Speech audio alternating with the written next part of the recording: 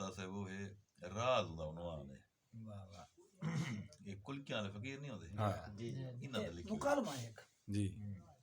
جو ساری فرمائش سی جی ڈاکٹر اعظم سے ڈاکٹر اعظم صاحب دی فرمائش تے نظم راز جو ساری خوش قسمتی ہے استاد حق نواز صاحب دے کول سامنے بالکل مبتین سے یہ ہر کہیں دی سن کے صدا چپ چپاتے نہ کوئی حال گھندن نہ کوئی حال دینن واہ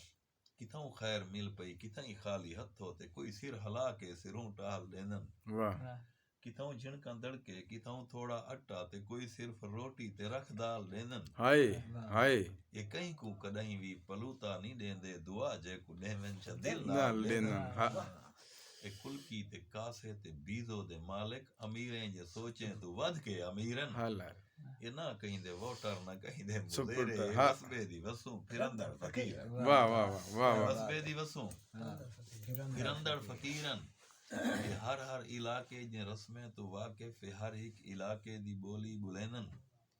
اشار ہیں دے راشی چ لکے نہیں خود کو اشار ہیں تو دور اپنی وستی بسنا وسینن بالکل یہ کہیں تو نہیں پوچھ دے یہ کہیں دی جگیر ہے جتھا ڈگری دیکھیں نو تھائیں خیمے لینن لینن واہ واہ یہ بجلیاں تے بلفیں دے محتاج کہیں نہیں یہ کلکیں دے دریں تے بھائیں بلینن واہ واہ جری پن کے آنن نوہا رل کے کھانن کھانن سویرے اوہ روزی دا کوئی فکر کہیں کہیں نہیں نہیں واہ واہ واہ واہ ولا واہ رل کے باندن تے حکے چھکینن غریبی دا گھرج کنہیں ذکر واہ واہ واہ واہ غریبی دا گھرج کہیں ذکر کرے واہ واہ کنہیں ذکر کہیں نہیں استاد صاحب ڈاکٹر صاحب جی بسم اللہ کیوں جو یہ ہر محلے دے در تے پھردن تے گھر دی اوقات جانی ودے ہیں کیا واہ بات واہ کیا بات واہ تے واہ رستے تے رلجے ہوئے ککھیں دے یار نے در دی مٹی کو چھانی ودے ہیں کیا بات ہے یہ کاٹن دے کپڑے دی آکڑ دے واقف بے سود پگوں سنانی ودے ہیں یہ کاٹن دے کپڑے دی آکڑ دے واقف سب شعر بنائے نا یہ بے سود پگوں سنانی ودے ہیں انہیں کو پرانا زمانہ نہیں وسرائے تمرید ٹوری پرانی ودے ہیں واہ واہ یہ کوئی راز ہے جو زمانے جدید چ ہن تو نہیں سوچا پرائیاں سچینن واہ واہ انہیں کو محلے تو کیوں خوف آندے جو اج تو نہیں کلکیں دی زندگی نبھینن واہ واہ سوال ہے جواب آنا پہ یہ سوچ آئیے ہاں تو میں پوچھ گی دھیمی ہے ڈگڑی تے بیزو دا مالک فقیرہ ہاں یہ دنیا دی تیزی تکوں نہیں نظر دی تیری ہوں ہے کلی تیرا ہوں ہے لیرا ہاں تیرا حال دے دا میں کوں ترس آندے اے بے رحم رسمیں دا صابر اسیرا واہ واہ مری گال من گن وٹا سوچ اپنی وٹا زندگی کو وٹا اے وطیرا میں کوں کھل کے آکھس جکر سدھی پوچھ دیں یا سوچ ساکوں بھی کئی بار آئیے اچھا جداں شور شاریں دے بے ہائے زار ہائے ولا یاد کل کے ہائے ہائے مقرر سے یہ لو مقرر سے مقرر واہ واہ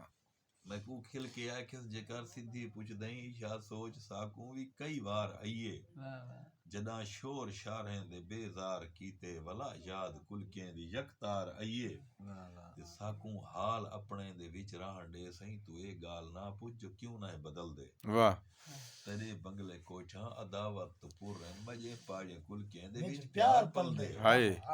تیرے گیڑ تے گاڑ نہیں رات ہونن مڈا پندا ہویا نہ کوئی بال گل دے واہ واہ فجر نال کشکول خالی کو چینا ولا شامی کشکول پور تھی کے ولدے واہ واہ ساڈا ہر دی تمن دے وچ ہے مقدر اساں شہنشاہ در دے پکے گدا ہے حلر واہ واہ ساڈا سارا وسبا بھراویں دے وانگوں اساں سارے وسبے دے سکے بھرا واہ واہ واہ اساں واہ سارے وسبے دے سکے بھرا سکے بھرا ہیں تے تہاکو انا ایڈا مغرور کیتے بھراویں تو کھاندے اور روٹی لکا کے ہائے